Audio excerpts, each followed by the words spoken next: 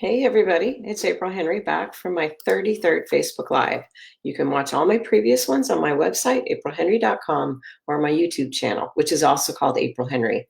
My plan is to do these every weekday at 10 a.m. Pacific Standard Time until I run out of topics. I think I've worn this before. It is a Mirkatsu Brazilian Jiu-Jitsu rash guard. And I started thinking I should talk about books, so I'm going to make a brief plug for my book that comes out in July, The Girl in the White Van. Super fun and creepy, scary, based on a real story or inspired by one, and also includes a lot about Bruce Lee. Writing-wise, I thought I'd talk about a couple of interesting books when you are creating a character. One's called Nice Job, and the other is called Careers for Your Characters.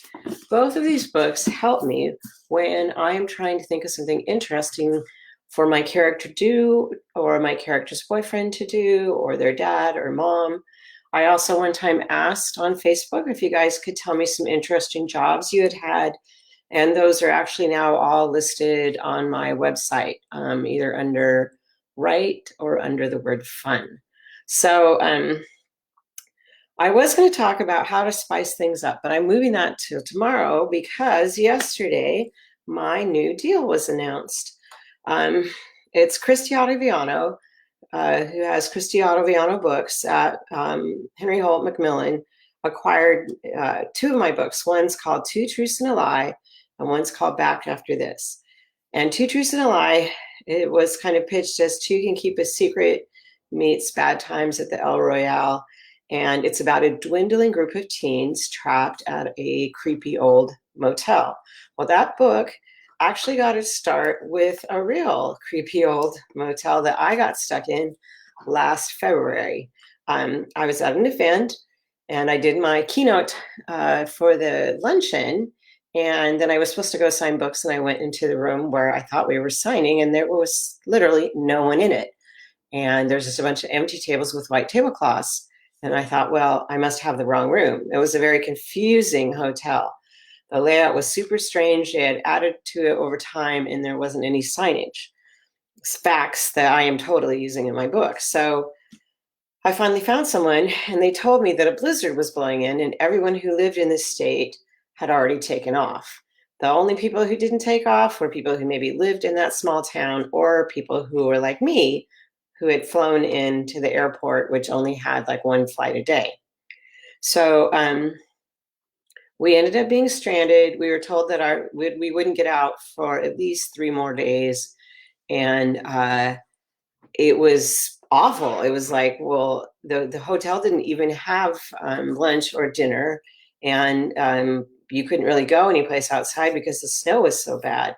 So what ended up happening was I put something on Twitter about it, and this elementary school teacher who only knew me from Twitter volunteered to try and drive us to the next town over, which had a slightly larger airport. And she ended up driving us all the way into a much bigger town where she ended up being stranded with us because the blizzard closed all the roads down.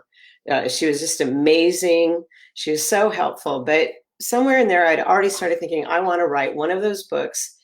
They call them like a locked room mystery, although it can be more than just a room. It could be an island, or it could be like this, a hotel cut off from everyone by a blizzard, where those books where there's a dwindling group of people.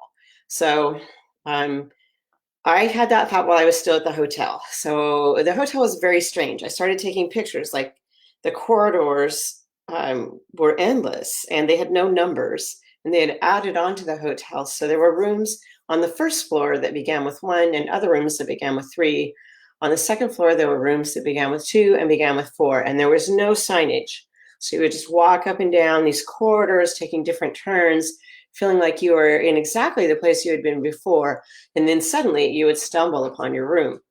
The doors slammed really hard, and one time I made the mistake of trying to catch it so it wouldn't wake anyone up, and it just kept slamming. And I'm really lucky I didn't break my hand. I ended up with a huge bruise in the center of my hand. The hotel was decorated with dozens of identical prints of a painting. I just started making notes and asking other people, what would you do if you're going to write a book set here? And I knew also that I was going to have to change a bunch of stuff because, a bunch of authors being trapped at an old hotel in the Midwest during a blizzard is not that exciting. So um, I started making a list of what I needed to read and watch and research. Like I wanted people not to have cell phone signals. And so I need to research more about that, like places where you don't have cell phone signals, other books or movies that are about a dwindling group. And then I made a list of ways that people could die at a hotel. And I think I actually asked people on Facebook about that. I looked at, there's a website called, I think it's tvtropes.com, where they talk about things that are tropes, which are like common stories that we see over and over again. And they have a bunch of them about dwindling groups. And so I looked there for ideas. I looked at Save the Cat Writes a Novel, which has, it has a couple of things that worked well for it. There's one chapter about stories called Monster in the House, and another chapter is called Dude with a Problem. So I kind of combined those two and looked at things to give me ideas for how I could twist my plot, make it interesting. I asked people on Facebook, what high school teams travel? Because I decided what I wanted to do was to have two high school teams who both end up stranded at this old, strange hotel. And then one by one, they begin to die. So one of the answers I got was that people will travel to thespian conventions. So I thought, oh, I'm going to do that. That would be really interesting because then some of those teens could lie very convincingly. And so that ended up being part of a subplot. I caught this. It was so expensive. Got it on Amazon. It is a documentary that was made about a Florida theater troupe in 2010. I think it was shown on Showtime in 2011, but it is totally out of print. You can't get it any place. You can't stream it any place. So I did, or maybe it was eBay. I found somebody that had it and I spent too much money, but it was totally worth it because these people are all going to a big thespian conference and there was tons of stuff in there I could use. I acted in high school until I needed to start working for college. So I only acted until ninth grade. So obviously that was a long time ago. I made a list of secrets that the characters could have. I decided to add an Ouija board just because it would be fun. So I want to have some kind of creepy horror stuff in there. And I've been Googling things that a Ouija board has supposedly done. And then I decided I also wanted to add that the hotel was a scene of an unsolved murder years before. And it's one of the reasons the hotel doesn't have very many visitors anymore. So then I Googled unsolved murder, hotel, motel, and there's tons of them. So one of the ones that I'm using for inspiration is a 1985 double murder in Iowa, where this guy was there with his mistress. So he was married and they were found dead by the housekeeper.